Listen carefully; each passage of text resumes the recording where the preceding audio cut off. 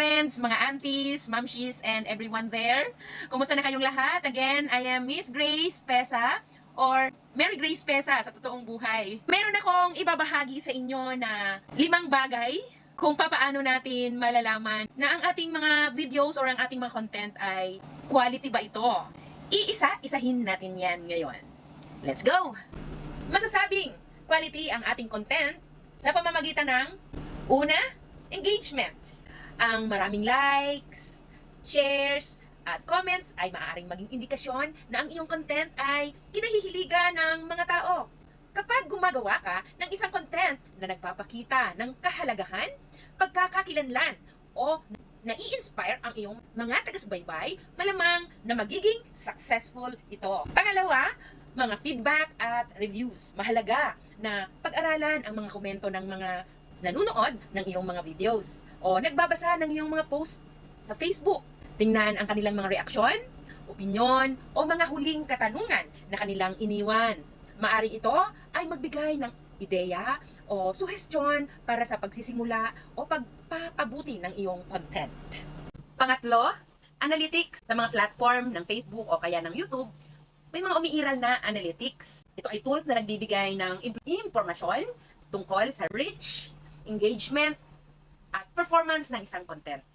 Maaari mong gamitin ang mga ito upang sukatin ang pagiging quality ng iyong mga post o mga video. Tingnan kung gaano karami ang naaabot ng iyong mga post, pinaghahanap ng mga tao ang iyong mga videos at iba pang mga uso sa analytics para matukoy ang epektibong mga uri ng content. 4. Feedback mula sa target audience. Tingnan ang mga nakikita mo o naririnig mula sa iyong target audience. Maari kang mag-conduct ng survey, focus group, discussion, o balikan ang kanilang mga mensahe o emails na nagbibigay ng feedback tungkol sa iyong mga content. Mahalaga na malaman kung ang mga tagahanga o taga-subaybay mo ay nag-a-appreciate sa iyong mga nilalaman at kung may mga aspeto pa na kailangan mong mapabuti. Number 5, comparison sa iba pang mga successful content creators.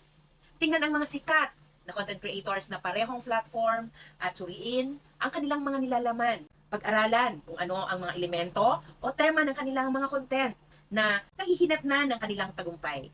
Maaring makatulong sa iyo ang kanilang mga estilong, sining, pagkakagawa ng kwento o iba pang mga pamamaraan upang mapabuti ang iyong sariling mga content.